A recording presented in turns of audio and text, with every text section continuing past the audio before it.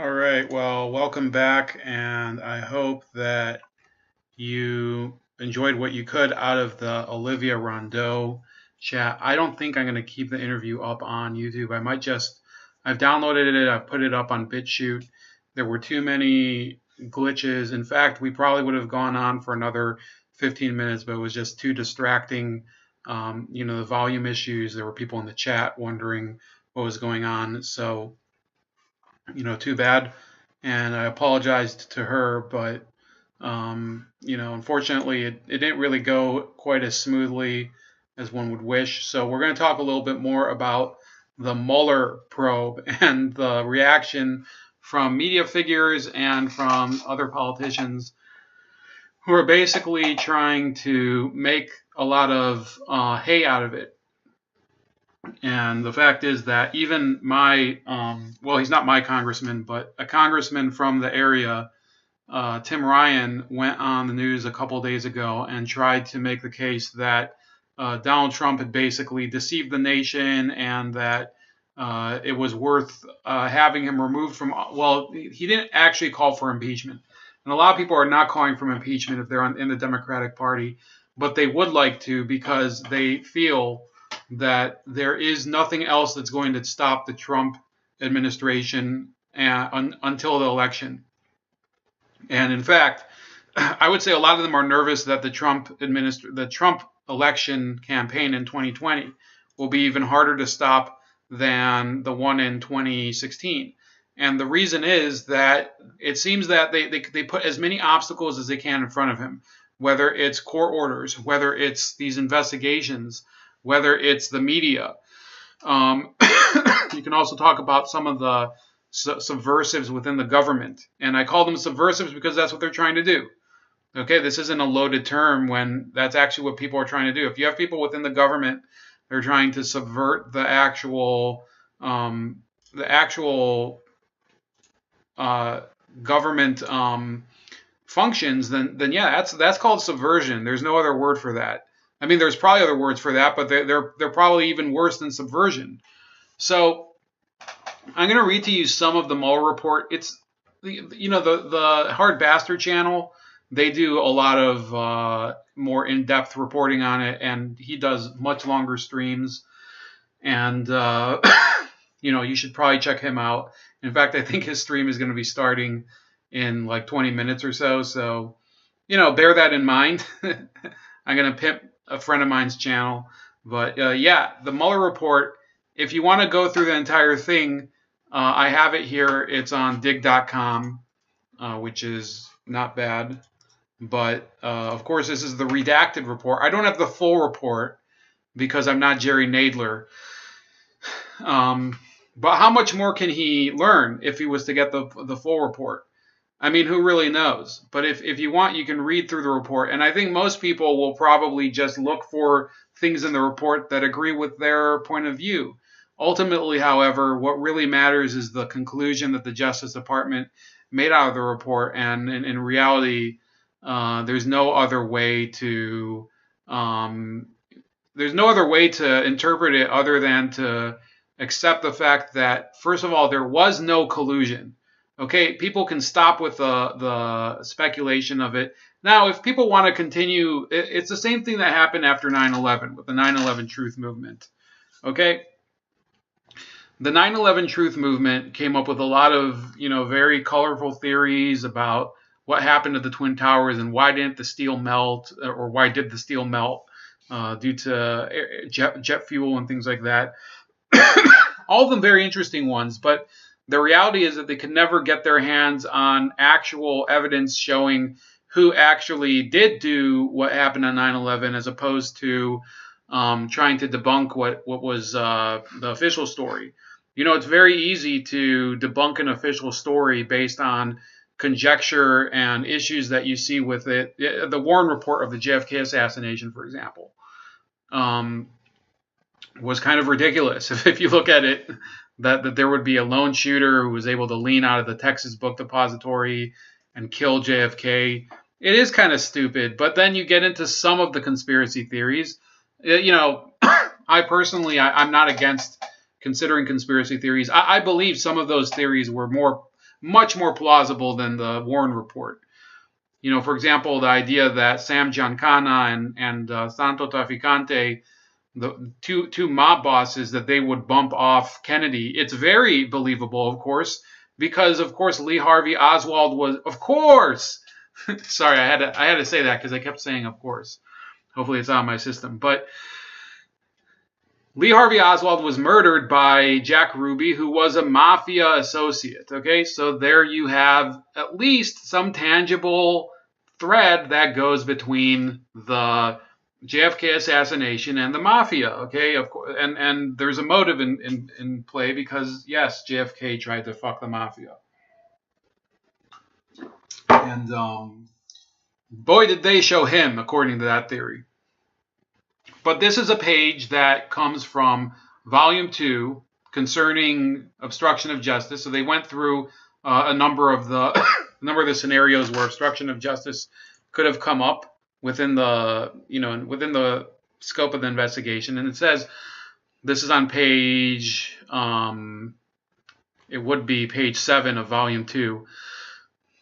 Overarching factual issues. We did not make a traditional prosecution decision about these facts, but the evidence we obtained supports several general statements about the president's conduct. Several features of the conduct we investigated distinguish it from typical obstruction of justice cases. First, the investigation concerned the president and some of his actions, such as firing the FBI director, involved facially lawful acts within his within his Article 2 authority, which raises constitutional issues discussed below. At the same time, the president's position as the head of the executive branch provided him with unique, I think JFK is killing me from the grave, provided him with unique and wonderful means of influencing official obstruction of justice analysis.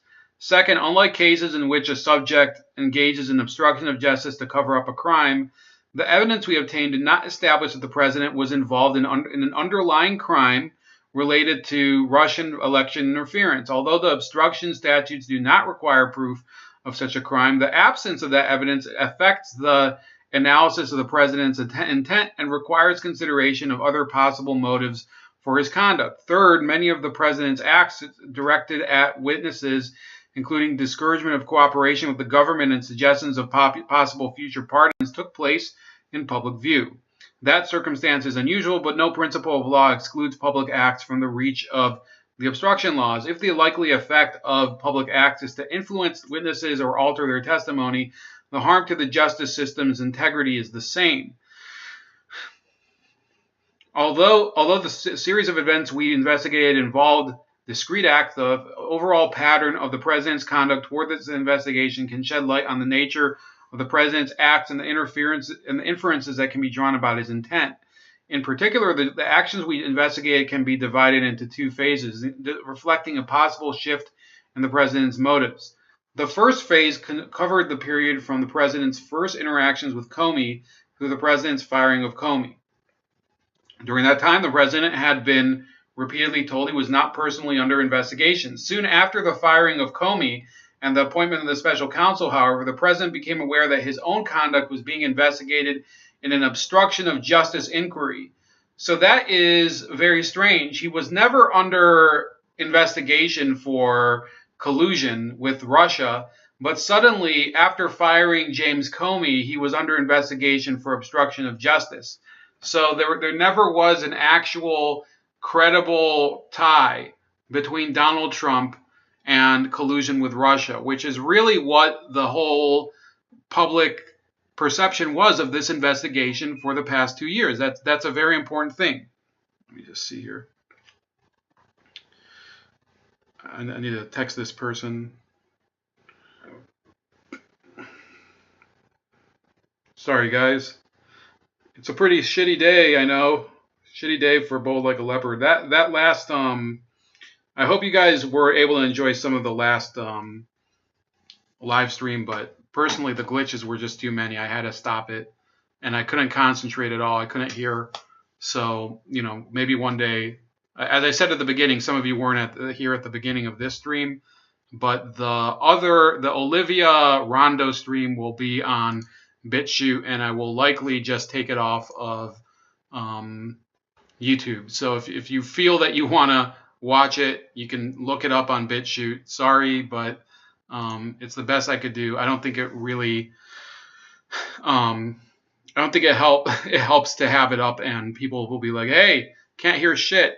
In any case, it says statutory and constitutional defenses. The President's counsel raised statutory and constitutional defenses to a possible obstruction of justice analysis of the conduct we investigated. We concluded that none of those legal defenses provided a basis for declining to investigate the facts.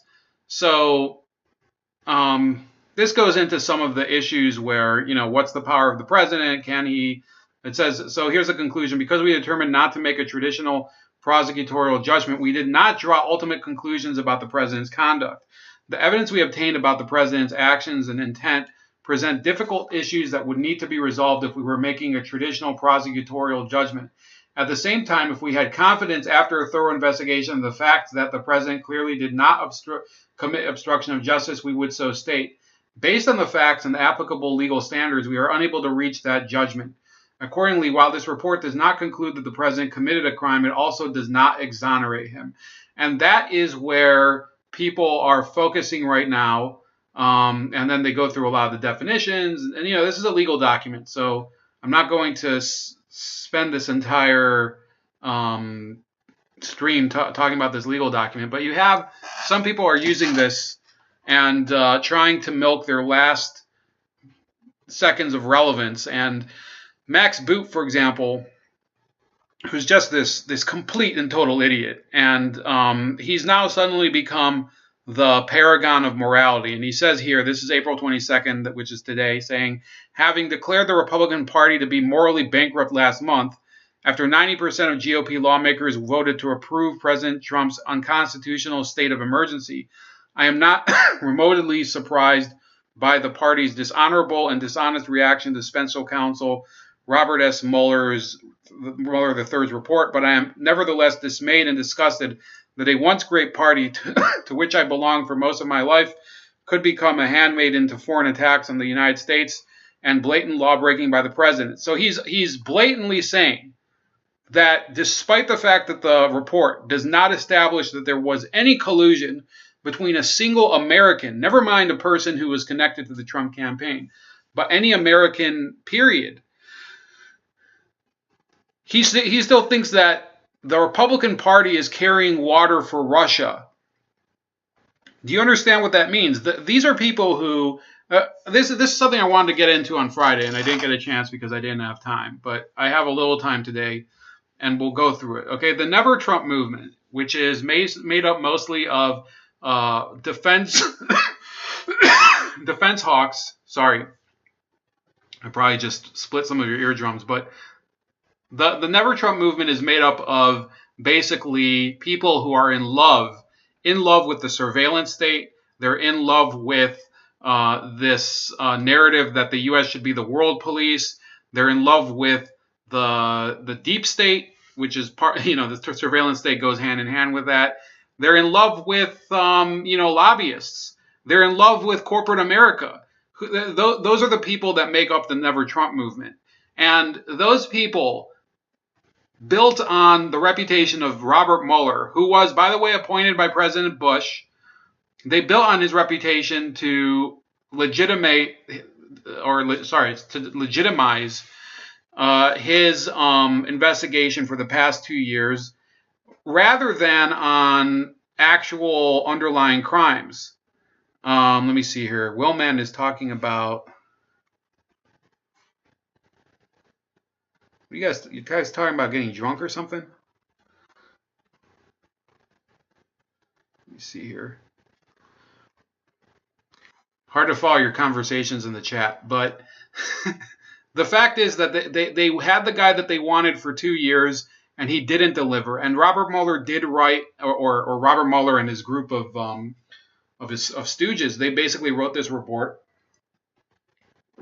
and gave nothing out of it. The best they could do was to refuse to give a declination of prosecution on the basis of obstruction of justice, which I guess for the Democrats it's at least something. They have at least a little hair to grasp at, some small thread of semantics that they want to use as their justification to go on and live their life believing that the United States has been hacked by Russia, believing that our democracy is in danger, believing that we're ruled by a dictatorial puppet. That's what they want to hang on to that. And it says here, the pattern was set by Attorney General William P. Barr, an establishment Republican who turned out to be a more unprincipled sycophant than his immediate predecessor, the erstwhile purveyor of toilets for well-endowed men. What is he talking about? Purveyor of toilets. What is this linked to?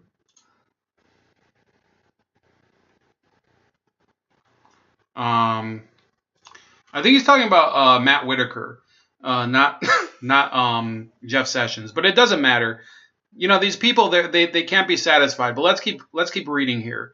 We're gonna get to Elizabeth Warren too. It's pretty funny.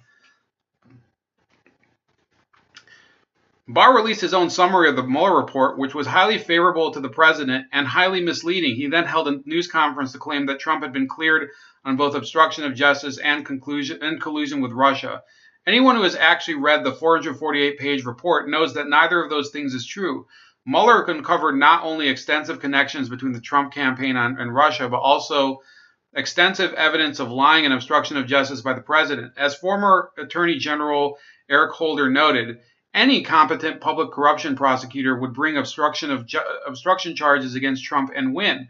So he's using, understand this, Eric Holder 4 years ago, if you were a Republican, okay, and the Republican Party, this reveals how you had these people who were dishonest snakes within the Republican Party for years, and there probably still are many of them in it. The fact of the matter is Mitt Romney's still a Republican. Max Boot is claiming that Eric Holder's word on competent public corruption prosecution is what should hold. Eric Holder, remember, is the Fast and Furious guy. Eric Holder is a guy who was held in contempt by Congress for refusing to come forward during Fast and Furious. And so therefore, why should anyone care what Eric Holder has to say?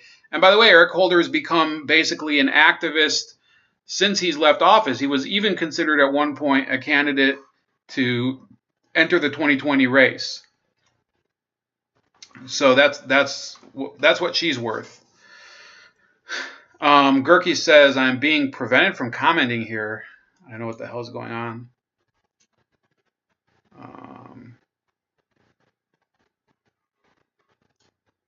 I mean, he's a mod. That's pretty bizarre.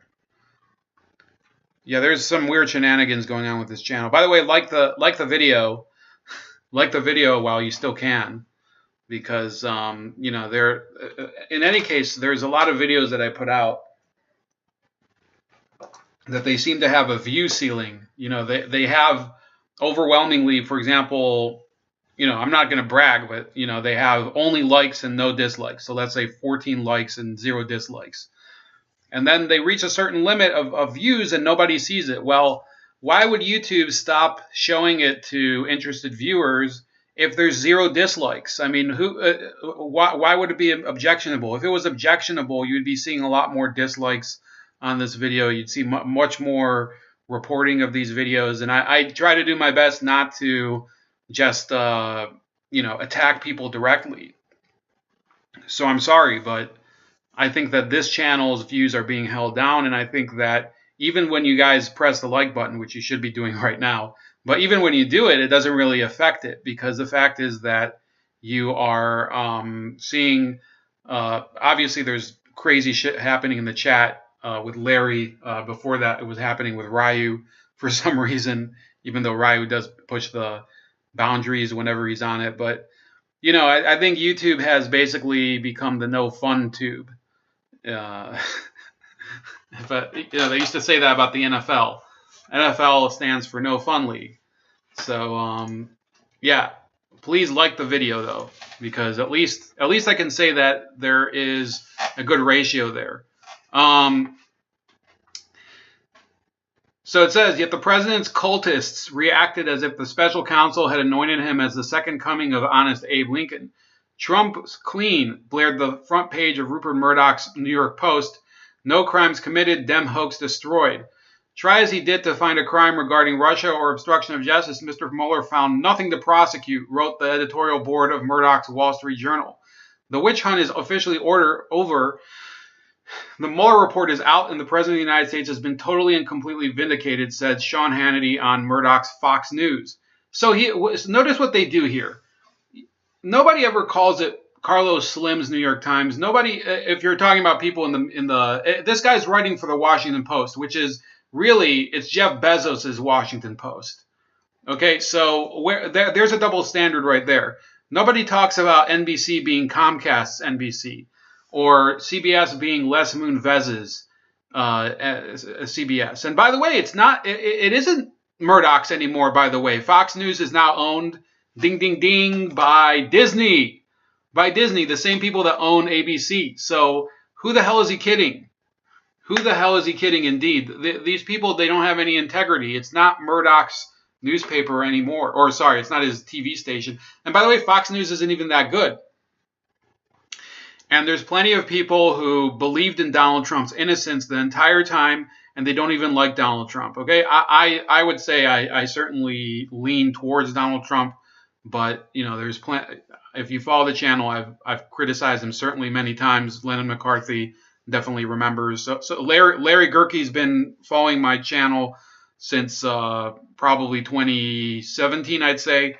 So you all know that I'm not afraid to criticize Donald Trump on intervention in South America and on his appointment of Rex Tillerson and on his oil drilling policy and his anti-conservation agenda and a lot of issues that we have with Donald Trump. But just because we say that Donald Trump never was culpable for colluding with Russia, never had any ties to Russia, that does not make us Trump cultists. It makes us believers in the presumption of innocence. And it's the same presumption of innocence I've afforded to people that I don't support at all. Okay, Roy Moore is somebody I would have never voted for. I believed he was innocent of any charges. What's his name? Aziz Ansari, the comedian, accused of rape, basically. I never believed those stories, and that has nothing to do with politics. Who else? Tavis Smiley. During the whole Me Too movement, Brett Kavanaugh, I didn't really like. Okay, this is really an issue of believing in the rights of the accused. And what we're seeing is that people like Max Boot, they believe that there is a presumption of guilt. Willman says, crocodiles love Rachel Maddow when she cries. Second.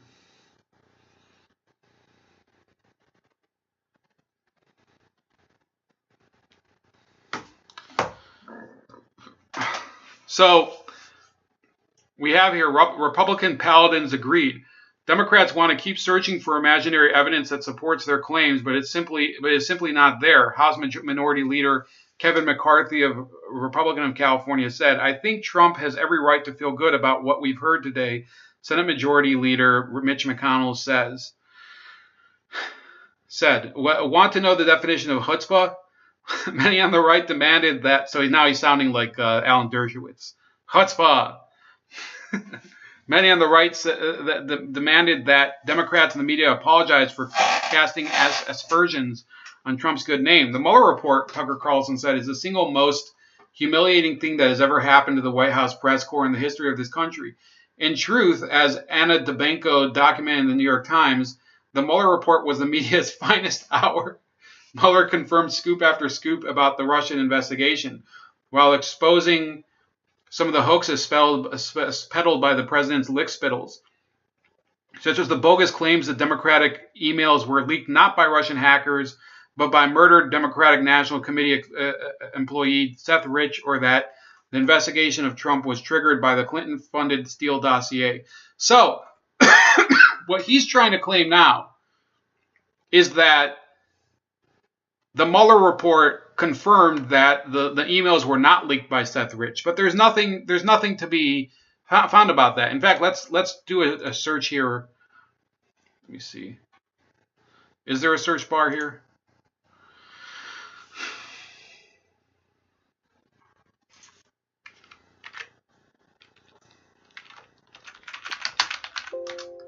I mean, I can't find it in here. I don't know if it's. I don't know if this is a searchable document though. So don't hold me to it. But there hasn't been reported, at least to my knowledge, any sort of revelation about the Seth Rich theory. Which, by the way, I even by mentioning his name, I might be getting flagged by YouTube. During that whole debacle, YouTube was doing its best to suppress anything about that.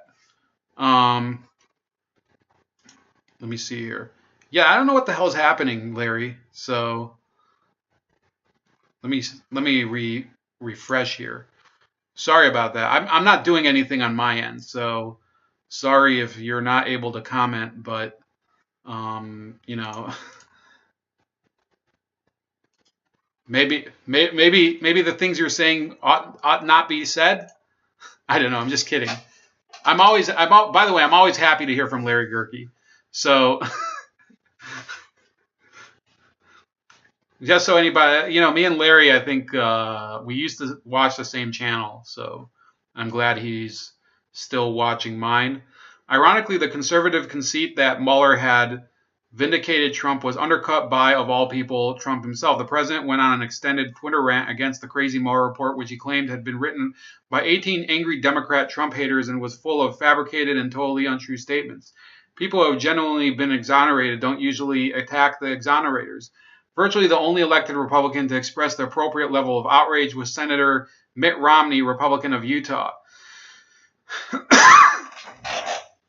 I am sickened at the extent and pervasiveness of dishonesty and misdirection by individuals in the highest office of the land, including the president, he tweeted. I am also appalled that, among other things, fellow citizens working in a campaign for president welcomed help from Russia. Yet even Romney falsely minimized Mueller's findings when he said it is good news that there was insufficient evidence to charge the president of the United States with having conspired with a foreign adversary or with having obstructed justice. This fib conveniently absolved Romney of any responsibility for holding Trump to account for his lawbreaking. Yet it's hard to be too hard on Romney because he was so much better than anyone else in my former party. Senator Susan Collins, Republican of Maine, called the report an unflattering portrayal of Trump. Senator Rob Portman of Ohio said the report documents a number of actions taken by the presidents or his associates that were inappropriate. Unflattering, inappropriate, those mild adjectives are obscenely inadequate to describe the worst expose of president. Guess what he's going to say? Worst expose of presidential wrongdoing since Watergate. Well, really, are we going to forget about Whitewater? Are we going to forget about Monica Lewinsky? Are we going to forget about, the Vince Foster issue? Are we going to forget about Chinagate? This is what's so ridiculous. Okay, the Clinton administration actually received money in suitcases from China, and nobody ever cared. This happened in 1996. Okay, it's documented in this book over here, which I used to keep conveniently. Where the fuck is it? This will take just a second.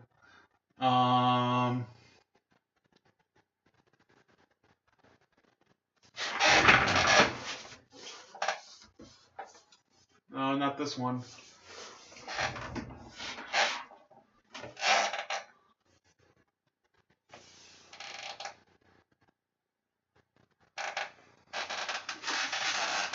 Well, I used to keep it conveniently handy, but it's not here.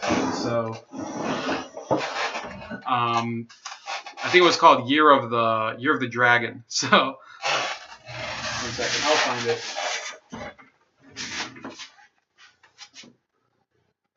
I get to stare at my belly. Oh, here it is. Year of the Rat. So it's all documented here.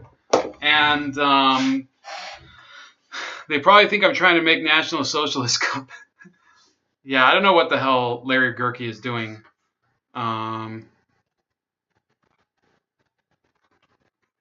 But he's doing something wrong. He's doing something wrong in life. Maybe you need to apologize to the world, Larry. Apologize for being a man.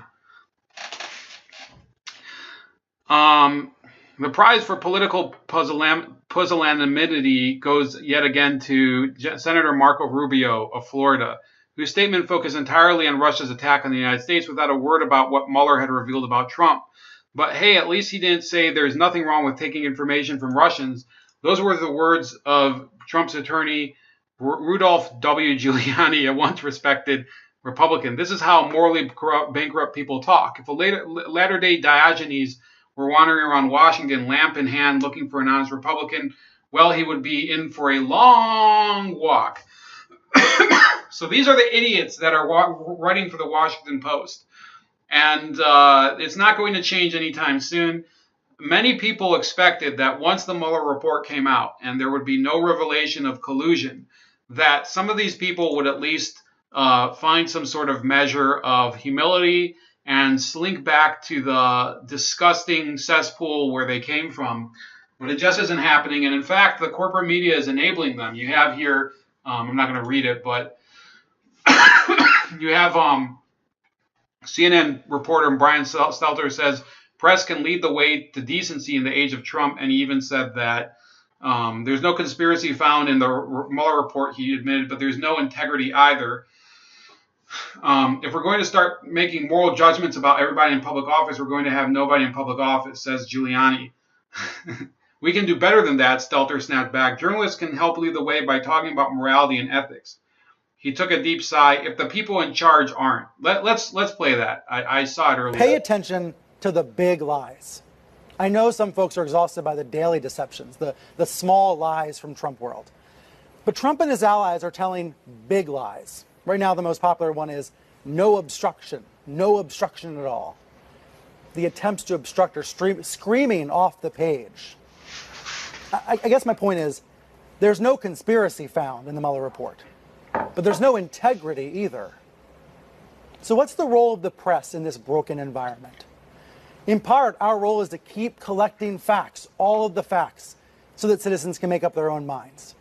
But I think it's also our role to stand up for decency and morality, especially if others won't. Journalists, after all, work with a code of ethics. We have and we try to enforce standards. And when we fall down on those standards, we try to learn from those mistakes. But just listen to what one of the president's lawyers, Rudy Giuliani, said to Chris Cuomo the other day about morality. Here's what Rudy said. If we're going to start making moral judgments about everybody in public office, we'll have nobody in public office. We can do better than that. No, everybody can do better than that. You can't, Brian Stelter. And journalists can help lead the way by talking about morality and ethics if the people in charge aren't. Yeah. This is like retarded. This is literally the dumbest point that they can make, because for day after day, ignore the Mueller report, they were having Stormy Daniels' lawyer on, Michael Avenatti, day after day after day. This is a guy who actually this week it's been revealed he stole $2.5 million from Hassan Whiteside. So I'll pull that up. Hassan Whiteside, if you don't know, I mean, I'm not like really into the NBA, but he plays for the Miami Heat. So he had some sort of crazy settlement with his ex, and it says Michael Avenatti was accused of embezzling nearly $3 million settlement from Hassan Whiteside. And so this is a guy who they never bothered to look into any of his bona fides. And it turns out literally anytime you hear about him in the news anymore, he's basically under investigation for some sort of fraud, some sort of legal ethics violation, stealing from clients, things that are like very basic. And you know, I know attorneys that tell me that the things that he's doing are so basic in the world of legal representation that only idiot lawyers get busted for it. So Brian Stelter and CNN, they had no problem having him on, having him and Stormy Daniels on, having them talk about Donald Trump's cock, things like that.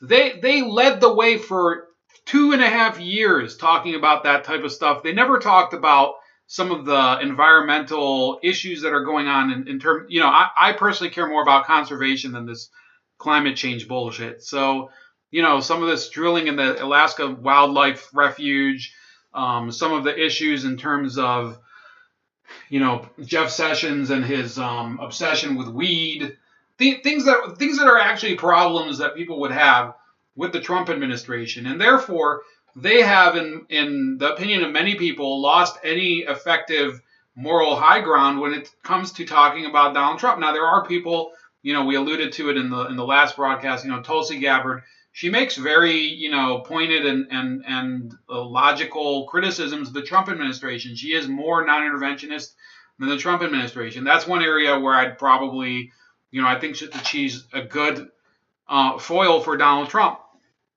You see some other people, Andrew Yang is making a real legitimate criticism of Donald Trump.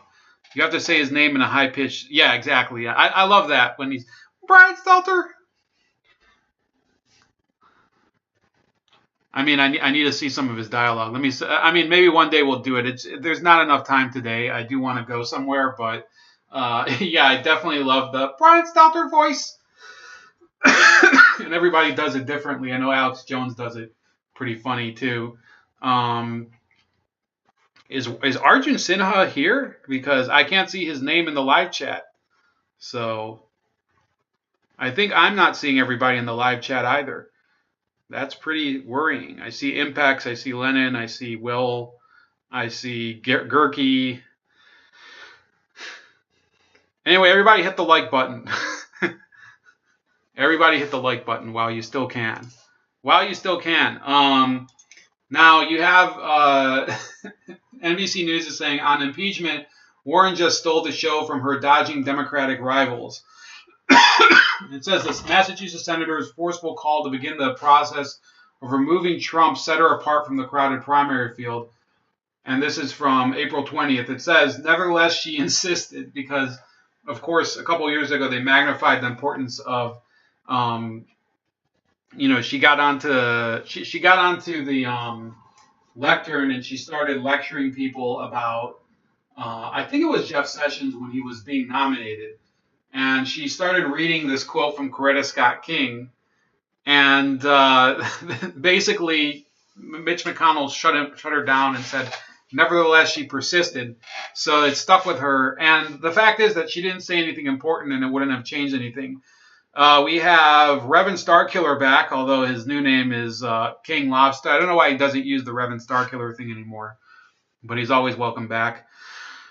I still don't see Arjun. While most fellow 2020 Democratic presidential hopefuls ducked and dived to find safe ground and party elders solemnly warned against overreach, Senator Elizabeth Warren stepped boldly out into the open late Friday and called on the House to begin an impeachment process against President Donald Trump based on special counsel Robert Mueller's report. The Massachusetts senator and 2020 Democratic presidential contender slammed Trump for having welcomed the help of a hostile foreign government and having obstructed the probe into an attack on an American election. To ignore a president's repeated efforts to obstruct an investigation into his own disloyal behavior would inflict great and lasting damage on this country, Warren tweeted. The severity of this misconduct demands that elected officials in both parties set aside political considerations and do their constitutional duty. That means the House should initiate impeachment proceedings against the President of the United States. It was a rare moment in a crowded and unsettled primary, a seized opportunity for candidates to cut through the campaign trail cacophony and define the terms of a debate that will rage throughout the context. With her party torn between its impulses to avoid the potential political death spiral of a failed impeachment, even though it may be popular with an energized base, and to hold Trump accountable for what Democrats see as gross abuses, Warren framed pursuing House hearings as a matter of conscience. So let me tell you what. So here's David Axelrod. It says, no, not doubting her sincerity here, but it's also probably a very shrewd primary move to leap out in front of it, out front on this, tweeted David Axelrod, who served as a top campaign and White House advisor to President Barack Obama. A campaign official told NBC News Warren believed it was the right course of action after reading Mueller's report during a flight home from the campaign trail Thursday. Nevertheless, she will remain focused on her policy platform, not impeachment, the official said. So one of the reasons that some Democrats will latch on to Elizabeth Warren's call is because she does happen to be a former law professor. But the field of law that she specializes in is consumer advocacy law. I think it has nothing to do with constitutional law. But there are other Democratic. There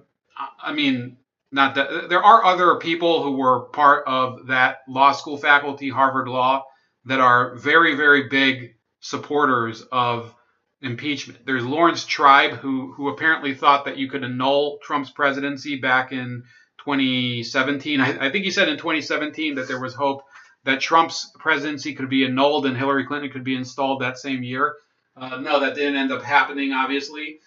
And of course, there's Lawrence Lessig. So she certainly has a lot of people that would walk off the plank with her and give credence to her ridiculous legal theory that a president that was not found culpable for, there was no actual revelation of any collusion. And then the obstruction of justice thing. Let me address that for a second. So when I was reading over the weekend, I was at my dad's house. I didn't have my phone. I didn't have internet, but I was just, because it's the Sabbath. So I started to read the newspaper there, and the local newspaper is basically parroting the media narrative. So it's the Plain Dealer, and they reprinted an LA Times story. And they were outlining all of these separate instances where Trump instructed some of his aides to do things that could be looked at as obstruction of justice. So, for example, he instructed Doug McGahn, who was the White House chief counsel, to fire Robert Mueller. He tried to get Jeff Sessions to unrecuse himself in order to intervene in the I just saw Larry's that is ROFL. You might ask why Bold's not 50 points ahead. Let's play that. But I can't. So I have the images here. Here's the video.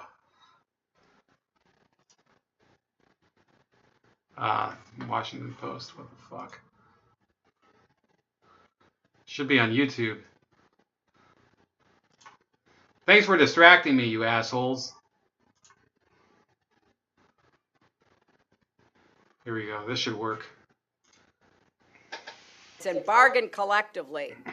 And I will fight back against so-called right to work. Right to work is wrong for workers and wrong for America. Now, having said all this, why aren't I 50 points ahead, you might ask? Well, the choice for working families has never been clearer. I need your help to get Donald Trump's record out to everybody. Nobody should be fooled. Yeah, how could Russia possibly compete with that?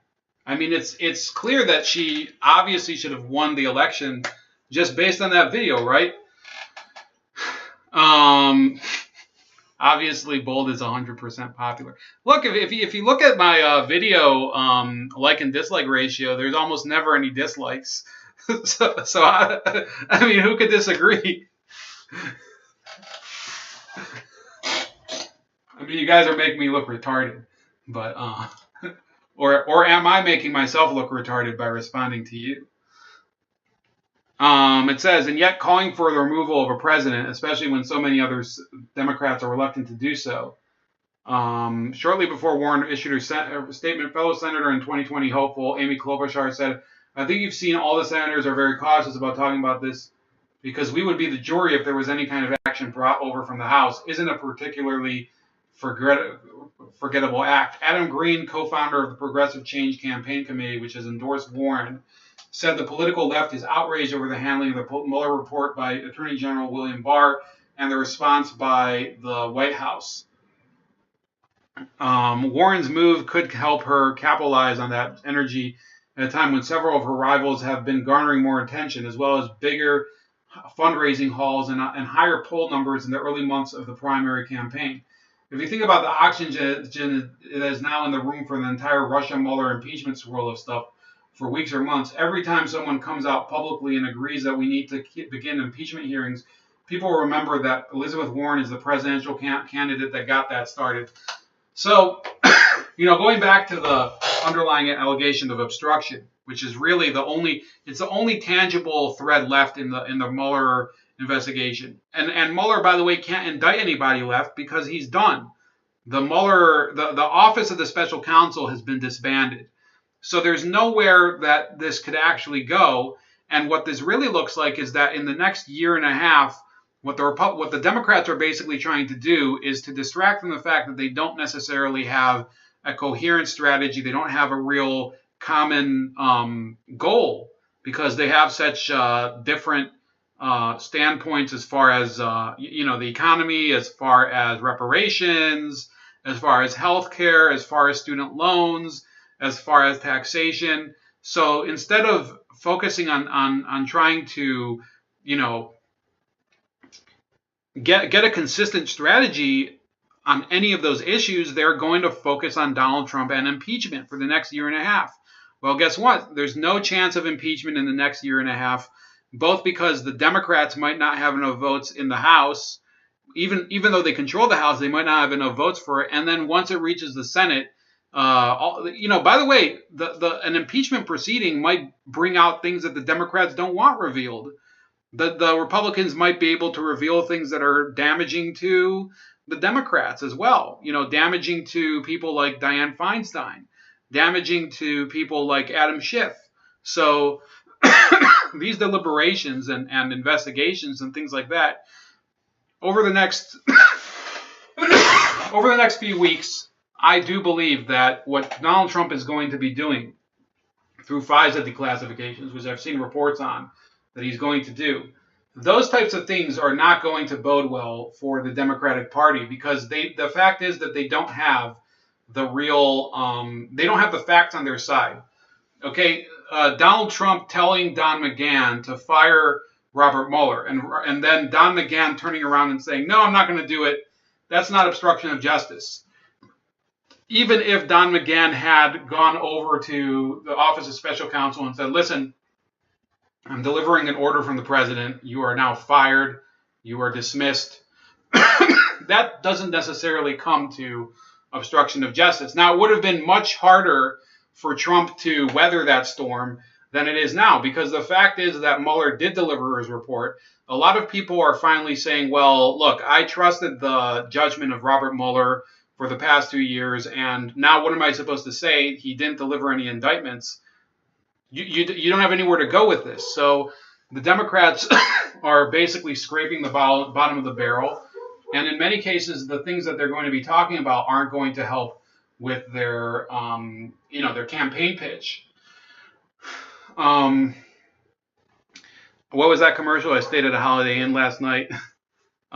Is that reference to Elizabeth Warren, pretending that she's a prosecutor? By the way, she's never been a prosecutor. A lot of these Democrats who are they're ganging up and trying to get Trump impeached, they've never been prosecutors. Now I know that I believe that Eric Swalwell and Adam Schiff have been, but you have Adam Schiff, Eric Swalwell, Kamala Harris. They've all been prosecutors. Some of the other Democrats probably were, but from the looks of it, they aren't great prosecutors because they continue to beat a dead horse on something where there is no underlying crime.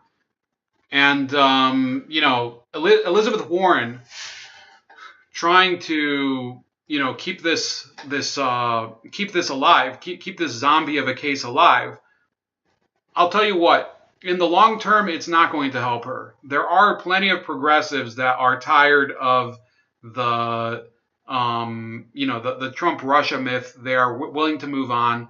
They never liked it when Bernie Sanders joined in on it. They're certainly not going to support Elizabeth Warren doing it. That's one of the reasons that Tulsi Gabbard does have some support, why Mike Gravel and Andrew Yang are garnering some support, because there is a sector of the Democratic Party that wants to look beyond that. They want to look at some of the other issues that are in the Democratic field, that are in the Democratic wheelhouse, that the Republicans aren't addressing. I was listening to Michael Tracy earlier, and he was on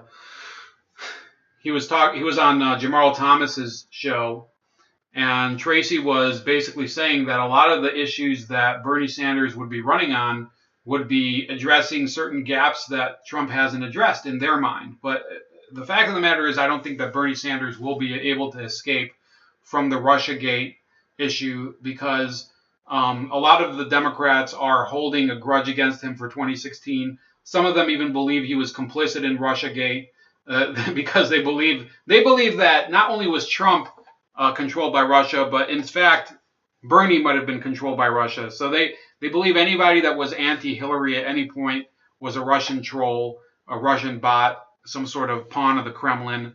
So they're simply brainwashed. It's unbelievable. So with the time left, I think that we see basically what's been happening. There's a political realignment. You have the Democrats are being joined by some of the Never Trump diehards, like Max Boot, who I featured near the beginning. They basically they don't have an actual agenda for America. They have an agenda for themselves, and that agenda is regaining power and grabbing control of the reins of the state in order to impose basically, a surveillance, a surveillance heavy operation that lacks any transparency. That's basically the problem that we're dealing with. Are there some people in the Democratic Party that oppose that? Sure, but they're not likely to win any sort of office. So, yeah, I would say I'm definitely leaning towards, openly supporting Trump going on forward. I don't see anybody who's capable of confronting this disgusting machine of lies that's made up by the media, by the intelligence community, by a lot of these entertainers and things like that. They simply don't care, and they don't care about the facts. They don't care that the nation's efforts were wasted over the past 2 years. So that's my thoughts about the Mueller report right now. Maybe we'll rehash some of these topics later, or some other things that I'll notice within the report. But other than that, thanks for listening to me. You have Willman757, Will Redding, Larry Gerke, Lennon McCarthy, of course. Always glad to have you. King Lobster over from Brazil. Impex. I think that's it. Obviously, there's a few people I couldn't see in the chat. But please like, share, subscribe. I really need your likes just so we can prove that I'm 50 points ahead, as somebody said earlier. But yeah, seriously, like the video, share the video, subscribe to the channel. Again, the last interview will probably only be up on BitChute, because the tech glitches were just too much. I'm not going to keep it up on YouTube. That's about it. Have a great rest of your Monday, and I'll talk to you the rest of the week. I might have some more videos during the day, because I'm actually off this week, and I'm just working from home a couple hours here and there, and the next week I'm going to be going back to work. So take it easy.